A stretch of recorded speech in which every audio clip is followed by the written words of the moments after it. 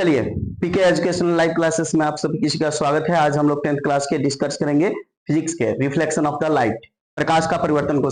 ठीक है, भौतिकी 10th क्लास के भौतिकी को आज हम लोग पढ़ेंगे, जिसमें पहला चैप्टर है प्रकाश का परिवर्तन, रिफ्लेक्शन ऑफ लाइट, उसको पढ़ेंगे। ठीक है, और उसको समझेंगे कि क्या है। सबसे पहले हमने जो विज्ञान क्या है, साइंस क्या है, उसके बाद types of the science, science कितने प्रकार का होता है, इसका हमने एक वीडियो बनाया है जो हमारे यूट्यूब चैनल पे है। आप लोग वहां से जाकर इस चीजों को डिटेल्स में देख सकते हैं, जहां पे ये सारी चीजों को बताया गया है एक एक करके। आज हम लोग डायरेक्ट सिलेबस 10th का शुरू करेंगे और हम लोग पढ़े 10th क्लास को, है ना। 10th क्लास का जो भी फिजिक्स केमिस्ट्री आया हो उसको देखेंगे और कुछ कुछ जो टॉपिक है उसे हम लोग समझेंगे। ठीक है, पर डे हम लोग यूट्यूब पर साइंस को और मैथ को भी डिस्कस कर रहे हैं और साथ करते भी रहेंगे और ऑब्जेक्टिव भी करेंगे साथ में। चलिए, तो हम लोग 10th क्लास के सबसे पहले प्रकाश का परिवर्तन पढ़ते हैं। उससे पहले जान लेते हैं कि भौतिकी क्या है। भौतिकी क्या है यानी फिजिक्स क्या है। भौतिकी विज्ञान की वह शाखा है जिसके अंतर्गत भौतिकी विज्ञान की वह शाखा है जिसके अंतर्गत ब्रह्मांड में घटना घटित होने से संबंधित विभिन्न पक्षों का अध्ययन किया जाता है, उसे भौतिकी कहते हैं। एक बार और डिफिनेशन में बता देता हूं, भौतिकी किसे कहते हैं। भौतिकी विज्ञान की वह शाखा है जिसके अंतर्गत ब्रह्मांड में घटना घटित होने से संबंधित विभिन्न पक्षों का अध्ययन किया जाता है, उसे भौतिकी कहते हैं यानी फिजिक्स कहते हैं। अब फिजिक्स में सबसे पहले फिजिक्स के पिता गैलीलियो को भी कहा जाता है, उसके बाद आप न्यूटन को भी कह सकते हैं, अल्बर्ट आइंस्टाइन को भी कह सकते हैं, आप देख लीजिएगा। ठीक है, अब आगे बढ़ते हैं। सबसे पहले हमारे जो 10th क्लास के सिलेबस है वह है आपका प्रकाश का परिवर्तन। सबसे पहले समझते हैं कि प्रकाश का परिवर्तन, प्रकाश क्या है। प्रकाश देखिए, अगर मैं प्रकाश यानी लाइट की बात करूं तो प्रकाश एक ऊर्जा है, दैट मीन्स एक ऊर्जा है। फॉर एग्जांपल, जब हम लोग रात के समय में अंधेरा में देखते हैं, कोई चीजों को नहीं देख पाता, जबकि हमारा नेत्र सब कुछ ठीक होता है, सब चीज ठीक होता है, फिर भी अंधेरा में हमको नहीं दिख पाता है। और जैसे लाइट आता है, कोई प्रकाश टॉर्च या कुछ भी हम लोग जलाते हैं, उस चीजों को हम लोग आसानी पूर्वक देख सकते हैं। तो क्या है, एक ऊर्जा तो ही है। नहीं तो ये ऊर्जा नहीं होता तो बताइए, हम लोग को रात में भी दिख जाता, लेकिन नहीं दिखता है। क्यों नहीं दिखता है पूर्ण रूप से? क्योंकि ऊर्जा की जरूरत पड़ता है। तो प्रकाश क्या है, एक ऊर्जा है, एक एनर्जी है, दैट मीन्स एनर्जी आप कह सकते हैं, एक ऊर्जा कह सकते हैं। तो प्रकाश किसे कहते हैं, है ना। अगर आपसे कोई पूछे तो प्रकाश वह भौतिक कारक है जिसे हम किसी वस्तु को देखने का अनुभूति प्राप्त करते हैं, उसे प्रकाश कहते हैं। या प्रकाश वह ऊर्जा है जिसे हम किसी वस्तु को देखते हैं। ऐसे भी आप डिफिनेशन दे सकते हैं कि प्रकाश एक ऊर्जा है जिसे हम किसी वस्तु को देखते हैं। ठीक है, अब प्रकाश के बाद हम लोग आते हैं परिवर्तन, रिफ्लेक्शन। ये परिवर्तन क्या होता है, जब सूरज के प्रकाश किसी सतह पर पड़ता है, फिर वह वापस पड़ता है, फिर पड़ने के बाद वह किसी वस्तु पर पड़ने के बाद फिर वो अपने वापस फिर रिटर्न हो जाता है, उसे क्या कहते हैं, प्रकाश के परिवर्तन कहते हैं। प्रकाश की किरण जब किसी सतह पर पड़कर पड़ने के बाद वह फिर वापस उसी माध्यम में लौट जाता है, उसे क्या कहते हैं, प्रकाश के परिवर्तन कहते हैं। फॉर एग्जाम्पल, जैसे हम लोग सबसे पहले अगर प्रकाश हम लोग को नेत्र पे पड़े, और सोचिए क्या हम लोग किसी वस्तु को आराम से देख पाते? नहीं। हम लोग सबसे पहले प्रकाश किसी वस्तु पर पड़ा, वहां से फिर हम लोग के पास आया, फिर वो वापस उस पर गया, हम उस दैट मींस उस वस्तु को बहुत बढ़िया से देख सकते हैं। तो ये क्या है, आपका परिवर्तन के कारण हुआ। क्या हुआ, परिवर्तन हुआ कि प्रकाश आया, फिर आया मेरे नेत्र तक, फिर यहां से वापस गया, तो ये क्या हुआ, परिवर्तन हुआ, है ना।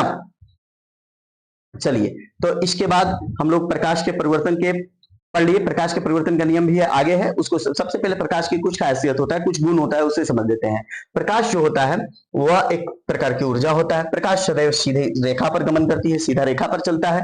और ठीक है, प्रकाश जो होता है, इससे आप जानते हैं कि सूर्य का प्रकाश से विटामिन डी मिलता है। और प्रकाश की चाल जो होता है, अगर किलोमीटर में कहा जाए तो 3 लाख, है ना, 3 लाख किलोमीटर प्रति सेकेंड होता है। एक सेकेंड में 3 लाख किलोमीटर चलता है। अगर मैं ऐसे बात करूं तो 3 गुने 10 के पावर 8 मीटर प्रति सेकेंड होता है। यानी अगर मीटर में बात किया जाए तो 3 गुने 10 के पावर 8 मीटर प्रति सेकेंड होता है। उसे सूरज के प्रकाश को पृथ्वी पर आने में 8 मिनट 20 सेकेंड और 19 सेकेंड के लगभग समय लगता है। ठीक है, इस बातों को समझ गए, कोई दिक्कत? आगे बढ़ते हैं।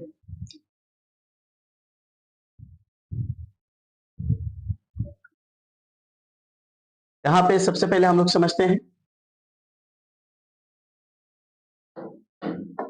क्या चीज को, परादीप्त वस्तु।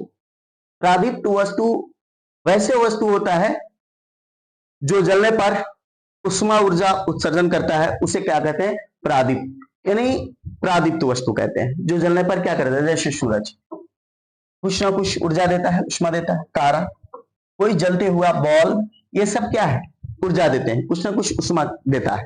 तो इसे क्या कहेंगे, प्रादीप्त वस्तु या दीप्तिमान, प्रादीप्त या दीप्तिमान, ठीक है, प्रादीप्त या दीप्तिमान कहेंगे। चलिए आगे बढ़ते हैं।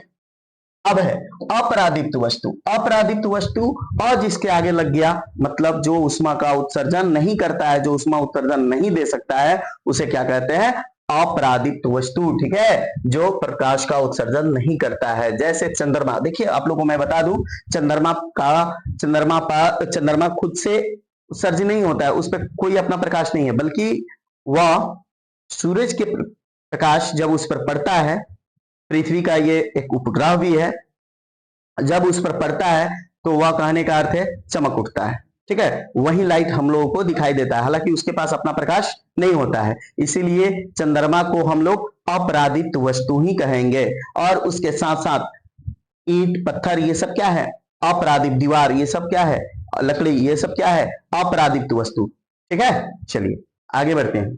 यहाँ नोट में भी लिखा गया है कि प्रकाश स्वयं अदृश्य होते हैं, लेकिन जिस वस्तु पर पड़ते हैं वह दृश्य, मतलब देखो प्रकाश, ये बातों को याद रखना, अदृश्य होता है, वह दिखाई नहीं देता है आपको, लेकिन जिस वस्तु पर बनता है उसे क्या करता है, दृश्य बना देता है, देखने के योग्य बना देता है, और हम लोग आराम से उस वस्तु को देख पाते हैं, ठीक है, यहां तक क्लियर। चलिए अब हम लोग पढ़ते हैं प्रकाश का, बढ़ेंगे, हाँ, प्रकाश के प्रकीर्णन। देखिए प्रकाश के प्रकीर्णन क्या है, प्रकाश के प्रकीर्णन, जब प्रकाश, सूर्य के प्रकाश किसी सतह पर पड़ता है और विभिन्न दिशाओं में फैल जाता है, सिर्फ फैल जाता है, इसे क्या कहते हैं, प्रकाश का प्रकीर्णन, और वहीं फिर उसी पूर्व पथ पर वापस लौट जाता था, ये परिवर्तन हो जाता। प्रकाश की किरण जब किसी वस्तु पर पड़ता है और फिर उसी पथ पर वापस लौट जाता है, उसे क्या कहते हैं, प्रकाश का परिवर्तन कहते हैं। लेकिन यह है प्रकीर्णन, प्रकाश की किरण जब किसी सतह पर पड़ता है और विभिन्न दिशाओं में फैल जाता है, उसे क्या कहते हैं, प्रकाश का परिवर्तन कहते हैं। कहां तक कोई दिक्कत, देखिए प्रकाश आता है, किसी वस्तु पर पड़ता है और बहुत सारे दिशाओं में देखते हैं प्रकाश फैल जाता है, आप जिधर अपने नजर को दौड़ाते हैं, नेत्र को दौड़ाते हैं, उधर आपको प्रकाश दिखाई देता है, तो ये किसके कारण होता है, तो ये प्रकाश के प्रकीर्णन के कारण होता है। कोई दिक्कत किसी को, चलिए यहां से आगे बढ़ते हैं। आप समझते हैं किरण यानी रे, यानी प्रकाश, सीधे कह सकते हैं प्रकाश जिस मार्ग से होकर जाता है उसे किरण कहते हैं, या प्रकाश सीधी पथ पर होकर जाती है उसे आप कह सकते हैं किरण कहते हैं। कोई दिक्कत, किरण, किरण एक सरल रेखा पर चलने वाली को किरण कहते हैं, या फिर एक प्रकाश गमन पथ को किरण कहते हैं, ठीक है, या प्रकाश जिस मार्ग से होकर जाता है, ठीक है। आगे बढ़ते हैं। अब हम लोग को पढ़ना है 10th क्लास के, ये सब भारती भवन और एनसीईआरटी दोनों से मिलेगा आप लोग को, इसमें कुछ इसमें आप लोगों को एक मिनट, इसमें कुछ आप लोगों को एनसीईआरटी और कुछ भारती भवन दोनों मिलेंगे, ठीक है, कुछ एनसीईआरटी या कुछ भारती भवन दोनों मिलेंगे। तो चलिए सबसे पहले है किरण, रे, रे क्या है, यानी किरण, और किरण तो समझ ही लिए कि प्रकाश जो सीधी मार्ग से होकर जाती है या सीधी पथ पर चलती है उसे किरण कहते हैं। अब उसके बाद हमें पढ़ना है किरण पुंज, बीम। किरण पुंज किसे कहते हैं, बहुत सारे किरणों के समूह को क्या कहते हैं, किरण पुंज कहते हैं। बहुत सारे किरणों के समूह को क्या कहते हैं, किरण, जैसे बहुत सारे किरण जब आ जाते हैं तो उसे क्या कहते हैं, किरण पुंज कहते हैं। किरण पुंज किसे कहते हैं, तो बहुत सारे किरणों के समूह को किरण पुंज कहते हैं। इसमें कोई दिक्कत किसी को, और किरण पुंज यानी आपको 3 प्रकार से होता है, अपसारी, समांतर और अभिसारी, कन्वर्जिंग, उसके बाद कन्वर्जिंग, डाइवर्जिंग और पैरेलल जो होता है बीम, ये आपका समांतर है ना। कन्वर्जिंग, डाइवर्जिंग और पैरेलल जो समांतर होता है, ये तीनों होता है। इस तीनों को पढ़ेंगे हम लोग कि किरण पुंज कितने प्रकार के होते हैं, तो किरण पुंज 3 प्रकार के होते हैं, ठीक है। Types of the beam, there are 3 types of the beam, और ये तीनों हैं आपको कन्वर्जिंग, डाइवर्जिंग और पैरेलल, ठीक है। यहां तक आप लोग समझ चुके कि किरण पुंज का किसे कहते हैं, तो बहुत सारे किरणों के समूह को क्या कहते हैं, किरण पुंज कहते हैं। बहुत सारे किरणों के समूह को क्या कहते हैं, किरण पुंज कहते हैं। अब एक एक करके पढ़ेंगे। देखिए क्या होता है अपसारी, इसका ट्रिक है, एक ट्रिक कभी कभी ये क्या करता है, बहुत यहां से क्वेश्चन, एक क्वेश्चन प्रश्न कभी कभी पूछ देता है, ठीक है, अपसारी किरण पुंज और अभिसारी किरण पुंज। जैसे अवतल दर्पण को, अवतल दर्पण को अभिसारी दर्पण क्यों कहते हैं, उत्तल दर्पण को अपसारी दर्पण क्यों कहते हैं, है ना। तो यहां से आ जाता है कभी कभी, लेकिन कभी कभी ऐसे भी दे देता है अभिसारी किरण पुंज किसे कहते हैं। तो इस चीजों को ध्यान में रखिएगा, यहीं से आप लोग अगर डिफिनेशन को ठीक से समझते हैं तो वहां भी आप लोग को बहुत सारे मदद मिलेगा, हेल्प मिलेगा। चलिए, तो सबसे पहले हम किसको पढ़ते हैं, अपसारी किरण पुंज किसे कहते हैं। तो देखिए, अपसारी किरण पुंज को चित्र के साथ देखेंगे तो समझ में आएगा।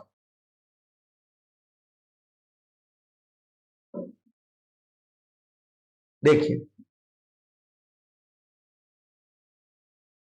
अप इसका ट्रिक है, अप अप सारी, और एक होता है अभी सारी, ठीक है, अप सारी, एक होता है अभी सारी। देखिए, सपोर्ट दैट, समांतर तो सब जो बराबर होता है समांतर होता है, इसी दो को समझना है। अप अभी ऑन,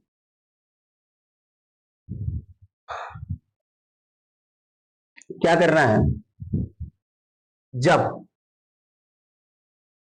अप मैंने यहाँ पे गलती हो गया है ना, अप यहाँ पे क्या कीजिए, अप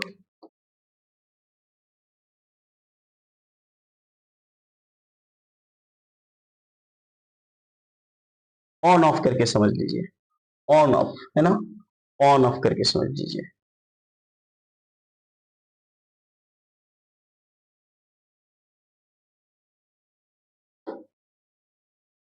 ऑफ,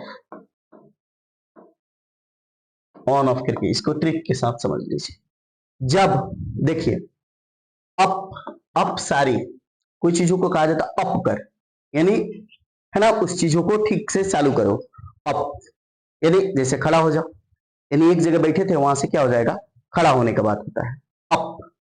तो अप दैट मीन्स जब प्रकाश एक बिंदु स्रोत से निकलकर फैलती हुई चली जाती है तो उसे क्या कहते हैं, अपसारी किरण पुंज, यानी उसे क्या कहते हैं, ऑन।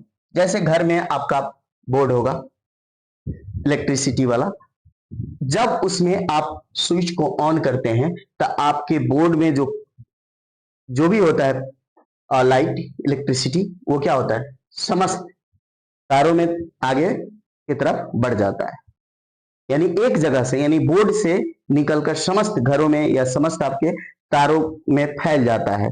तो क्यों, क्योंकि आपने ऑन किया। तो बस ये अपसारी क्या होगा, एक बिंदु से निकलकर बहुत सारे, है ना, जगहों पर फैल जाएगा, बहुत सारे स्रोत, एक बिंदु स्रोत से निकलकर बहुत सारे प्रकाश निकल जाएंगे, तो इसे क्या कहते हैं, अपसारी। और अभिसारी किरण पुंज, वैसे किरण पुंज जो ऑफ, ऑफ माने क्या होता है, बहुत सारे घरों में बिजली जल रहा है, बॉल जल रहा है, और जैसे ऑफ किए वह सब कहां आके गोट हो गया, फिर आपके बोर्ड में आके गोट हो गया। तो बस ये क्या है कि अभिसारी बहुत सारे एक बिंदु स्रोत पर आते हुई और मिलते हैं, एक बिंदु पर आकर मिल जाते हैं, बहुत सारे किरण के समूह एक बिंदु पर आकर मिल जाते हैं, उसे क्या कहते हैं, तो अभिसारी किरण पुंज कहते हैं, यानी इसे ऑफ। तो याद रखिएगा, ऑन यानी अपसारी, ऑफ अभिसारी, ठीक है। जब ऑन करते हैं कोई चीज तो एक बिंदु से निकलकर, बोर्ड से निकलकर बहुत सारे चला जाता है प्रकाश, उसी तरह जब ऑफ करते हैं तो वह सारा प्रकाश फिर बोर्ड में चले जाता है, तो ये होता है अपसारी, ठीक है। तो आशा करते हैं यहां तक आप लोगों को समझ में आ गया होगा। आगे बढ़ जाते हैं, यहाँ पे, अब यहाँ पे देख सकते हैं उस चित्र के माध्यम से, देखिए ये क्या है, अपसारी किरण पुंज। यहाँ पे देखिए क्या हो रहा है, एक बिंदु स्रोत है, यहां से प्रकाश देख रहे हैं, बहुत सारे क्या हो रहा है, निकलकर आगे की तरफ मूव कर रहा है ना। तो ये क्या है, एक बिंदु स्रोत से निकलकर फैलते हुए चले जा रहा है, तो ये क्या है, अभी अपसारी, अपसारी, यानी इसे क्या कहेंगे, हम ऑन कहेंगे, यानी, ठीक है। आगे बढ़ते हैं, फिर आगे हम लोग का दूसरा है जो समझा चुके हैं, बस उसका फिगर को दिखाना है हमको। यहाँ देखिए, अभिसारी किरण पुंज। कौन? अभिसारी किरण पुंज। मैंने कहा कि बहुत सारे, ये तीर सूचित कर रहा है कि बहुत सारे प्रकाश इधर से आके एक बिंदु पर यहां मिल रहा है, जिसको हमने कहा था ऑफ, और इसे कहते हैं अभिसारी, क्या बोलते हैं? अभिसारी किरण पुंज ना। ये बात याद रहे। तो यहां तक आप लोग समझ गए होंगे कि जब एक बिंदु स्रोत से निकल कर फैलती हुई चली जाती है तो उसे क्या कहते हैं? अपसारी। एक बिंदु पर आकर मिलती हुई प्रतीत होता है तो उसे क्या कहते हैं? अभिसारी। ठीक है, और चित्र भी इस तरह से आप लोग बना लीजिएगा। इस पीडीएफ को आप लोग को यूट्यूब चैनल के लिंक में डाल दिया जाएगा, वहां से आप लोग इस चीज को नोट कर लीजिएगा। और समांतर एक यहाँ पे है पलरल, जो समांतर होता है, समांतर किरण पुंज, जो आपस में क्या होता है? समांतर होता है, उसे क्या कहते हैं? समांतर किरण पुंज। जो आपस में बराबर होता है उसे क्या कहते हैं? समांतर किरण पुंज। तो यहां तक क्लियर हो गया कि समांतर किरण पुंज वैसे किरण पुंज को कहते हैं जो आपस में क्या होते हैं? समांतर होते हैं, बराबर होते हैं। सभी किरण पुंज एक दूसरे के समांतर होते हैं, उसे क्या कहते हैं? समांतर किरण पुंज कहते हैं। तो यहाँ पे हम लोग ये चीजों को पढ़ लिए। अब सबसे पहले पढ़ेंगे, ठीक है, वस्तुओं को। यहाँ पे प्रादर्शी वस्तु, अप्रादर्शी वस्तु और प्रभाषी वस्तु, इस चीजों को पढ़ेंगे। तो सबसे पहले हम लोग पढ़ लेते हैं कौन सा? तो इस चीज को, प्रादर्शी वस्तु, यानी वैसे वस्तु जिससे प्रकाश होकर आसानी से जा सके उसे क्या कहते हैं? प्रादर्शी वस्तु। फॉर एग्जाम्पल, जैसे कोई शीशा का बोतल या कोई शीशा का, जैसे शीशा का घर होता है या दरवाजा होता है, जिससे प्रकाश आसानी से, चाहे हम इस आर पार उस वस्तु को साफ साफ दिख पाए, तो वो क्या होता है? प्रादर्शी। प्रादर्शी वस्तु वैसे वस्तु को कहते हैं जिसके आर पार हम दिख पाए, उसे क्या कहते हैं? प्रादर्शी वस्तु। जैसे शीशा के आर पार दिखा जा सकता है, ठीक है, और भी बहुत सारे चीज हो सकते हैं जिसके आर पार हम लोग देख सकते हैं। ये क्या कहलाएंगे आपको? प्रादर्शी वस्तु। जैसे शुद्ध जल है ना, शुद्ध जल, साफ पानी हो तो उसमें भी आप आर पार देख सकते हैं। जैसे कभी तालाब या समुद्र में देखे होंगे कि जमीन तक नीचे दिख जाता है, उसकी जो भी कंकड़ उकड़ जो भी होता है वह सारे चीज दिखाई देता है। तो ये क्या कहलाता है? आपका प्रादर्शी वस्तु। हवा भी देखो, ये पूरा भरा हुआ है लेकिन फिर भी हम आपको देख पा रहे हैं, है ना। तो ये क्या होता है आपका? ये आपका होता है प्रादर्शी वस्तु, ठीक है। और प्रभाषी वैसे वस्तु को कहा जाता है जिसके आर पार धुंधला सा दिखाई देता है, उसे क्या कहा जाता है? प्राभाषी, है ना। क्या कहा जाता है? प्राभाषी। जिसके आर पार धुंधला सा दिखाई देता है उसे क्या कहते हैं? प्रभाषी कहते हैं। फॉर एग्जाम्पल, जैसे प्लास्टिक का बोतल जिसके आर पार दिखने से धुंधला सा दिखाई देता है, या फिर उसमें आप कह सकते हैं कोहरा में भी देखते हैं। कोहरा जिसको हम लोग कहते हैं धुंध, जिसको कहते हैं कागज, भीगा हुआ कागज, थिन पेपर, तेल से भीगा हुआ कागज को जब बचपन में हम लोग थे क्या करते थे? तेल में, मुड़ी में तेल लगाकर जाते थे, सादा पाना उखाड़कर उसको मुड़ी में लगाकर और कोई चित्र को आराम से उस पर उगा लेते थे, ड्राइंग कर देते थे। तो ये सब क्या होता है? धुंधला धुंधला सा दिखता था। तो ये क्या है? आपका प्रादर्शी वस्तु, ठीक है। तो ये प्रादर्शी वस्तु को आप समझ गए कि प्रादर्शी वस्तु क्या है।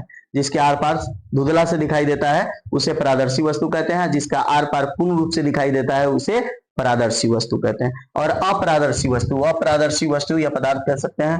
अप्रादर्शी पदार्थ, अ लग गया तो नहीं, अप्रादर्शी माने दिखना, जिसके आर पार साफ साफ नहीं दिखता है, दिखता ही नहीं, आर पार दिखता ही नहीं है, उसे क्या कहते हैं? अप्रादर्शी। जैसे दीवार के आर पार तो दिखता नहीं है ना, अप्रादर्शी वस्तु उसे कहते हैं। अप्रादर्शी का आर पार दिखाई ना देता है उसे क्या कहते हैं? अप्रादर्शी वस्तु कहते हैं। तो चलिए यहां तक हम आशा करते हैं कि आप लोगों को समझ में आ गया होगा। हम आगे बढ़ते हैं। किताब, ये सारी चीज इसके एग्जाम्पल है। अब हमें जो पढ़ना है, ये सब लोग जितने भी बिहार बोर्ड, कोई भी बोर्ड का हो, फर्क नहीं पड़ता है, ये आपका बहुत बहुत महत्वपूर्ण है, बहुत बहुत VVI है, वेरी वेरी इंपॉर्टेंट है।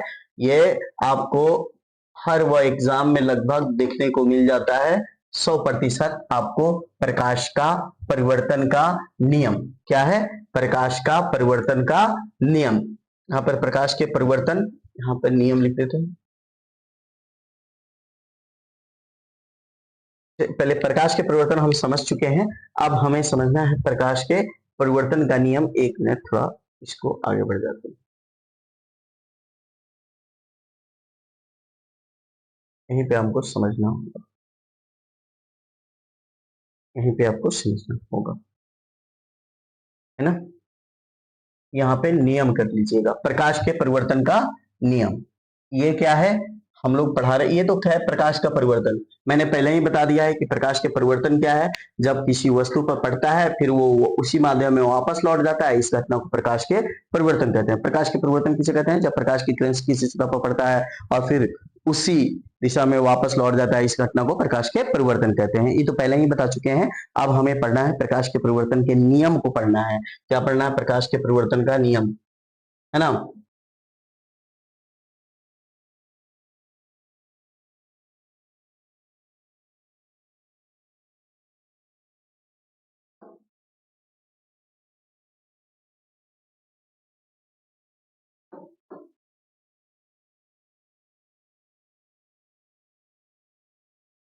ये हमें यहाँ पर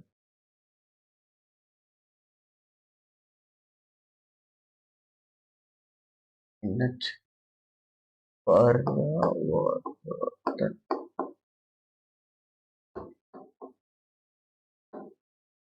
प्रकाश के परिवर्तन का नियम।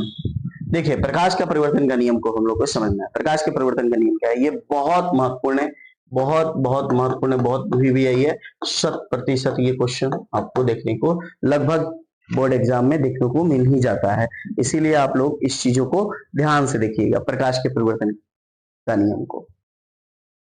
आपतित किरण, परिवर्तित किरण तथा आपतन बिंदु पर डाला गया अभिलंब तीनों एक ही समतल में होता है। ठीक है, आपतन कोण परिवर्तन कोण बराबर होते हैं। प्रकाश के परिवर्तन के दो नियम होते हैं, एक आपतित किरण, परिवर्तित किरण तथा आपतन बिंदु पर डाला गया अभिलंब तीनों एक ही समतल में होता है, पहला नियम। देखो, आपतित किरण, परिवर्तित किरण आपस में बराबर होते हैं, कोण आई बराबर कोण आर, ये दूसरा नियम। ये बहुत महत्वपूर्ण है, ये चित्र के माध्यम से समझेंगे। देखिए क्या है, ये हमारा समतल दर्पण हो गया। कौन सा दर्पण हो गया? समतल दर्पण हो गया। ठीक है,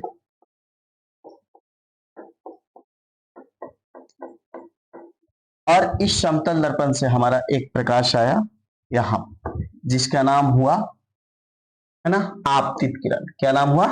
आपतित किरण।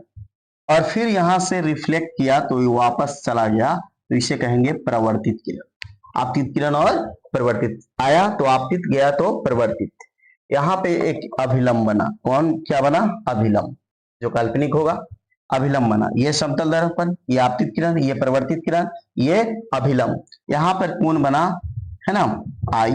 यहाँ पे कोण बना आर, यहाँ पे कोण आई, यहाँ पे कोण आर, जिससे आई को आपतन, आर को परावर्तन कोण कहते हैं। आपतन कोण, आई से परावर्तन कोण। ये आपतित किरण और ये परिवर्तित किरण, ये अभिलंब।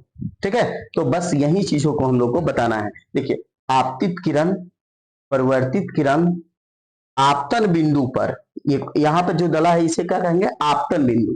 इसे क्या कहते हैं? आपतन बिंदु। आपतन, आपतन बिंदु, आपतन बिंदु, है ना। आपतित किरण, परिवर्तित किरण, आपतन बिंदु पर डाला गया अभिलंब तीनों एक ही समतल में होता है। देखिए, तो तीनों एक ही समतल में है, और ये क्या दर्पण समतल, तो ये तीनों एक ही समतल में होता है। इसी को क्या कहते हैं? प्रकाश के परिवर्तन कहते हैं। दूसरा नियम होता है कोण आई बराबर कोण आर, तो कोण आई बराबर कोण आर। आपतित किरण और आपतित किरण और परिवर्तित किरण क्या होता है? आपतन कोण, परिवर्तन कोण आपस में बराबर होते हैं। देखिए, तो आपतन कोण और परिवर्तन कोण आपस में बराबर है कि नहीं? तो ये चीज दूसरा नियम होता है आपका।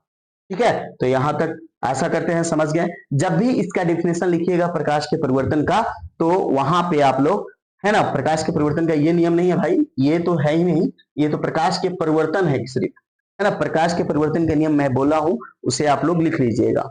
आपतित किरण, परिवर्तित किरण तथा आपतन बिंदु पर डाला गया अभिलंब तीनों एक ही समतल में होता है। ठीक है, तीनों एक ही समतल में होता है। हो गया पहला।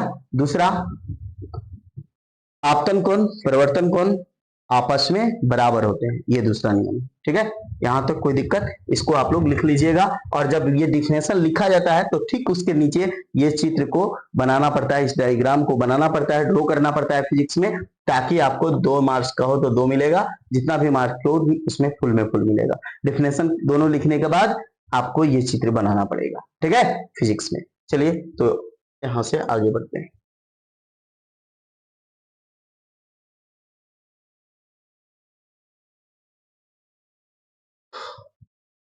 यहाँ पे प्रकाश के परिवर्तन में भाग लेने वाले प्रमुख पद। प्रकाश के परिवर्तन जब होता है, रिफ्लेक्शन होता है, तो उसमें क्या क्या चीज प्रमुख बातें होता है, उस चीजों को हम लोग को देखना है, समझना है। सबसे पहले क्या है? आपतित किरण। क्या है? आपतित किरण। कौन सा किरण? आपतित किरण। ठीक है, आपतित किरण किसी भी दिशा पर आ रही प्रकाश को क्या कहते हैं? आपतित किरण कहते हैं। आपतित किरण किसे कहते हैं? किसी दिशा से आ रही प्रकाश को आपतित किरण कहते हैं। परिवर्तित किरण किसे कहते हैं? आपतित किरण आपतन बिंदु पर पड़ने के बाद जो दिशा में लौटती है उसे क्या कहते हैं? परिवर्तित। यानी जब आपतित आएगा, आपके रिफ्लेक्ट करेगा, उसी को क्या कहते हैं? परिवर्तित किरण कहते हैं। परिवर्तक सतह, ये किसी भी वस्तु में प्रकाश के परिवर्तन की घटना जो घटती है उसे क्या कहते हैं? परिवर्तक सतह कहते हैं। ठीक है, अब आपतन बिंदु। परिवर्तक सतह जिस बिंदु पर आपतित होकर आकार मिलती है उस बिंदु को आपतन बिंदु कहते हैं। ठीक है, ये एग्जाम में उतना नहीं आता है, फिर भी आप लोग देख लीजिएगा। अभिलंब, ये बहुत महत्वपूर्ण है। अभिलंब किसे कहते हैं? ये बहुत महत्वपूर्ण है। अभिलंब यानी आपतित किरण तथा परिवर्तित किरण के बीच डाले गए लंब को अभिलंब कहते हैं। ये पूछा हुआ एग्जाम में क्वेश्चन है, तो ध्यान रखिएगा कि अभिलंब किसे कहते हैं। तो आपतित किरण, देखिए हमने चित्र बनाया था जो समतल दर्पण पर, तो यहां से बताए थे आपतित किरण, ये परिवर्तित किरण, ये मैंने बनाया था क्या? अभिलंब। क्या बनाया था? अभिलंब। तो वही तो कह रहा है, कहा गया अभिलंब। आपतित किरण ये हो गया आपतित किरण, तथा परिवर्तित किरण ये होगा परिवर्तन किरण के बीच डाला गया लंब। तो देखिए, तो इसके बीच में डाला गया अभिलंब को क्या कहते हैं? अभिलंब कहते हैं। लंब को क्या कहते हैं? अभिलंब। ये क्या है? लंब ही तो है, आई कौन, ये क्या है? अभिलंब ही तो है। तो यहां तक कोई दिक्कत किसी को नहीं ना है? चलिए, यहां तक बात समझ में आ गई तो ठीक है। ठीक है, कि अभिलंब किसे कहते हैं? आपतित किरण और परिवर्तित किरण के बीच डाला गया लंब को ही अभिलंब कहते हैं, जो यहाँ पे आप लोग देख सकते हैं, ये बहुत महत्वपूर्ण है। आपतन कोण, आपतित किरण तथा अभिलंब के बीच के कोण को आपतन कोण कहते हैं। देखिए, तो ये क्या है? आपका आपतित किरण है और यह अभिलंब है, तो इसको बीच के ही कोण को क्या कहेंगे? आपतन कोण कहेंगे। और परिवर्तन कोण किसे कहते हैं? तो देखिए, तो ये कौन है? परिवर्तन किरण है, परिवर्तित किरण है, परावर्तित किरण है, परिवर्तित किरण, और ये परिवर्तित किरण और ये अभिलंब, इसके बीच जो कोण बना इसे क्या कहते हैं? परिवर्तन कोण। तो चलिए, आशा करते हैं ये आप लोगों को बहुत बढ़िया से समझ में आ गया होगा। आगे बढ़ते हैं, फिर हम लोग आगे आते हैं प्रकाश के परिवर्तन के मुख्य नियमों पर। मैंने बताया आपतित किरण, परिवर्तित किरण तथा आपतन बिंदु पर डाला गया अभिलंब तीनों एक ही समतल में होता है। देखिए, यहाँ लिखा भी है, और आपतन कोण परिवर्तन कोण आपस में बराबर या समान होते हैं। कोण आई बराबर कोण आर। इस चीजों को लिख लीजिएगा, नोट डाउन कर लीजिएगा, ये बहुत आप लोगों के बिहार बोर्ड के लिए महत्वपूर्ण है। ये कितना बार same as it is question को रिपीट किया हुआ है बिहार बोर्ड, प्रकाश के, है ना, परिवर्तन और प्रकाश के अपवर्तन को। इसीलिए आप इस दोनों को बहुत ही महत्वपूर्ण समझकर याद कर लीजिएगा। यहाँ से ऑब्जेक्टिव भी पर साल पूछता है कि प्रकाश के परिवर्तन या अपवर्तन के कितने नियम होते हैं। तो प्रकाश के परिवर्तन के भी 2 नियम होते हैं, और प्रकाश के अपवर्तन का भी 2 नियम होते हैं। तो यहाँ तक समझ में आ गया? ठीक है, आशा करते हैं। आगे बढ़ते हैं, अब हम लोग पढ़ेंगे बीम के बारे में, इमेज क्या होता है। इससे पहले बीम को पढ़ लेते हैं। बीम बीम क्या होता है? बीम, देखिए बीम को पढ़ लेते हैं। बीम, किसी भी वस्तु को क्या कहते हैं? बीम कहते हैं। उसके बाद प्रतिबिंब, किसी भी वस्तु को, दुनिया में जो भी वस्तु है सबको क्या कहते हैं? बीम कहते हैं। कॉपी, किताब, कलम सब क्या है? बीम। अब प्रतिबिंब किसे कहते हैं? प्रतिबिंब, देखिए किसी वस्तु से आ रही प्रकाश की किरण दर्पण के परिवर्तन के बाद परिवर्तित किरण जिस बिंदु पर एक दूसरे को काटती है उसे, सीधा आप डिफिनेशन, आपतित किरण परिवर्तित किरण एक दूसरे को जिस बिंदु पर काटती है, एक दूसरे को जिस बिंदु पर काटती है उसे प्रतिबिंब कहते हैं। आपतित किरण, परिवर्तित किरण एक दूसरे को जिस बिंदु पर काटती है उसे क्या कहते हैं? प्रतिबिंब कहते हैं। क्या कहते हैं? प्रतिबिंब कहते हैं। तो ये बात लिख लीजिएगा, ये शॉर्ट डिफिनेशन में मैंने बोल दिया कि आपतित किरण, परिवर्तित किरण एक दूसरे को जिस बिंदु पर काटती है उसे क्या कहते हैं? प्रतिबिंब कहते हैं, यानी इमेज कहते हैं। ठीक है, यहाँ पे इसका चित्र को देख सकते हैं आप लोग। देखिए जिस बिंदु पर एक दूसरे को काट रहा है, ये समतल है, एक दूसरे को काट रहा है, उसे को क्या कहते हैं? प्रतिबिंब कहते हैं, इमेज कहते हैं। और प्रतिबिंब कितने प्रकार का होता है? Types of the image. तो याद रखिएगा प्रतिबिंब दो प्रकार के होता है, वास्तविक और काल्पनिक। वास्तविक प्रतिबिंब किसे कहते हैं? तो वास्तविक प्रतिबिंब जब आपतित किरण, परिवर्तित किरण एक दूसरे को वास्तविक रूप से जब काटता है तो उसे वास्तविक प्रतिबिंब कहते हैं। ठीक है, वास्तविक प्रतिबिंब किसे कहते हैं? तो वास्तविक प्रतिबिंब आपतित किरण, परिवर्तित किरण एक दूसरे को वास्तविक रूप से काटता है उसे क्या कहते हैं? वास्तविक प्रतिबिंब कहते हैं। और काल्पनिक प्रतिबिंब, आपतित किरण, परिवर्तित किरण एक दूसरे को काल्पनिक रूप से जब काटता है उसे काल्पनिक प्रतिबिंब कहते हैं। तो हम यहां तक समझ गए हैं। आप लोग को रियल इमेज और वर्चुअल इमेज ये दोनों आप लोग को समझ में आ गया होगा कि रियल इमेज क्या होता है और वर्चुअल इमेज क्या होता है। रियल इमेज और वर्चुअल इमेज, ठीक है, रियल इमेज और वर्चुअल इमेज को समझ चुके होंगे आप लोग, और बीम को भी समझ चुके होंगे, प्रतिबिंब को भी समझ चुके होंगे। यहां तक किसी को कोई दिक्कत नहीं होगा। अब आगे बढ़ते हैं। मैंने वास्तविक प्रतिबिंब को भी बता दिया डिफिनेशन, जो वास्तविक रूप से काटता है उसे वास्तविक प्रतिबिंब कहते हैं, या इसे आपतित किरण, परिवर्तित किरण एक दूसरे को वास्तविक रूप से काटता है उसे वास्तविक प्रतिबिंब कहते हैं, और जो काल्पनिक रूप से काटता है उसे काल्पनिक प्रतिबिंब कहते हैं, या फिर जो आपतित किरण और परिवर्तित किरण एक दूसरे को जो काल्पनिक रूप से काटता है उसे काल्पनिक प्रतिबिंब कहते हैं। दोनों डिफिनेशन आप लिख सकते हैं, ठीक है, यानी वर्चुअल इमेज कह सकते हैं उसको। चलिए यहाँ पे अब कुछ यहाँ पे बातें हैं जिसे समझना है नोट में, और यहां से वह प्रश्न कभी कभी उठा देता है कि वास्तविक और प्रतिबिंब और काल्पनिक प्रतिबिंब में कुछ अंतर बताइए, कुछ डिफरेंस बताइए आपको, है ना। तो देखिए जब भी अंतर लिखा जाता है तो एक और वास्तविक प्रतिबिंब,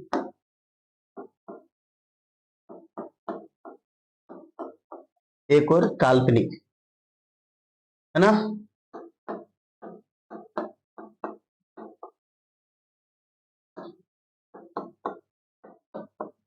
वास्तविक और एक और काल्पनिक, ठीक है, एक और वास्तविक और एक काल्पनिक। इधर एक नंबर में लिखेंगे, इसे पर्दों पर उतारा जा सकता है, इसे पर्दों पर उतारा नहीं जा सकता है। सिनेमा घर में जो होता है वास्तविक, वह क्या होता है?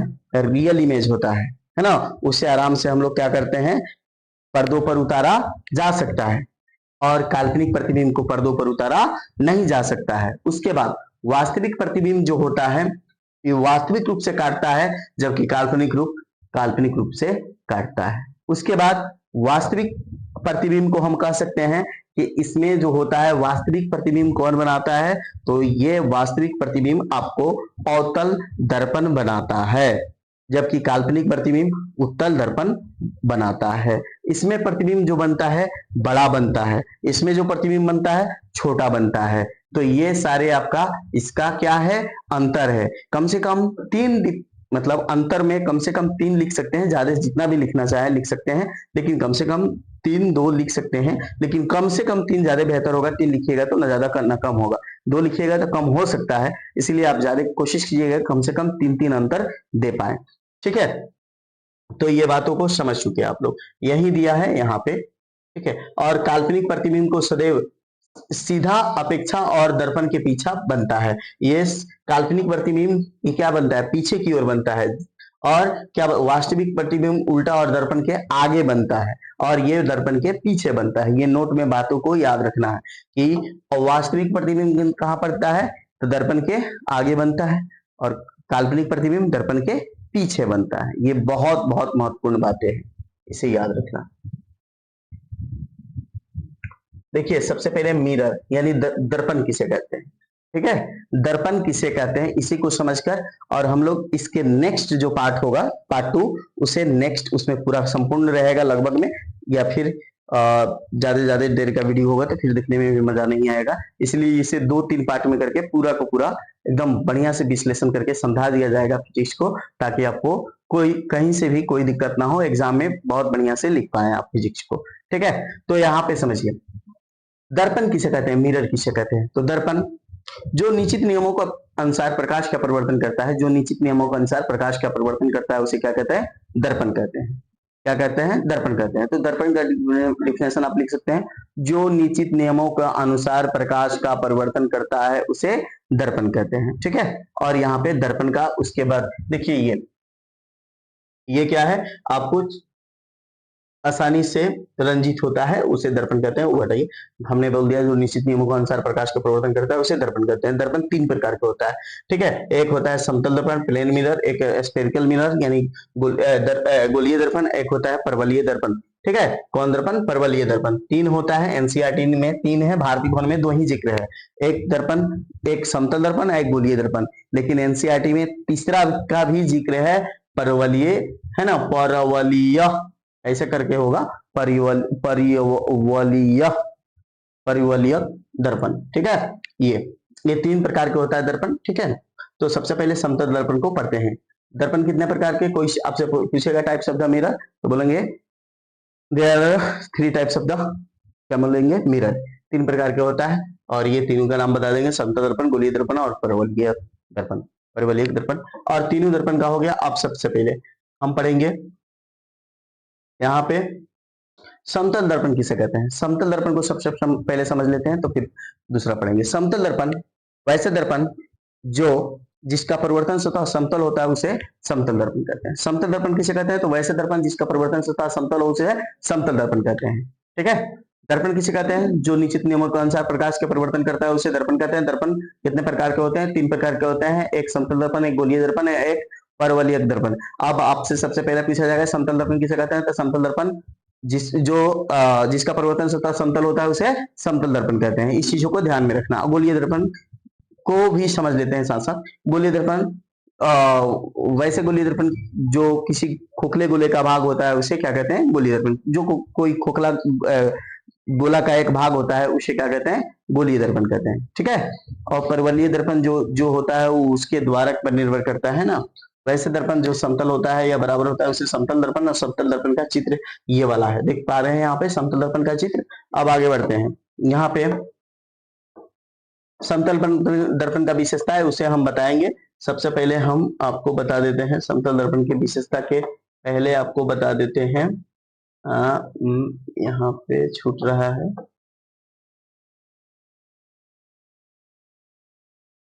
दर्पण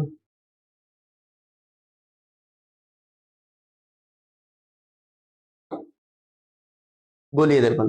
देखिए जिसका खोखले गोले का भाग होता है ये हो गया आपका कौन दर्पण, गोलीय दर्पण। और ये क्या है, किसी खोखले गोले का एक भाग है, गोला के किसी खोखला का भाग है, इसे क्या कहते हैं, गोलीय दर्पण। और गोलीय दर्पण के बाद हमें पढ़ना होता है, क्या बोलते हैं, परवलयीय दर्पण, जो इसमें दिया होगा, जिसका द्वारा परवलयीय होता है उसे परवलयीय कहते हैं।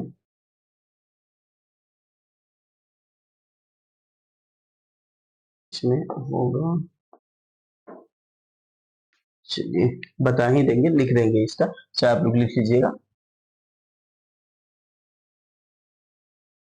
जो परवलयीय होता है ना, जिसका द्वारक परवलयीय होता है, जिसका द्वारक परवलयीय होता है इसे परवलयिक दर्पण कहते हैं। ठीक है, यहाँ पे हम लोग आ चुके हैं सबसे पहले कि समतल दर्पण किसे कहते हैं। समतल दर्पण का चित्र को पढ़ लिए। गोलीय दर्पण किसे कहते हैं, जो किसी खोखले गोला का एक भाग होता है उसे गोलीय दर्पण कहते हैं। गोलीय दर्पण का चित्र मैंने भी बताया था अभी कि गोलीय दर्पण ऐसे होता है, यहाँ पे मैंने जिक्र किया था, आप देख सकते हैं यहाँ पे गोलीय दर्पण को, यहाँ पे यही चित्र था गोलीय दर्पण का।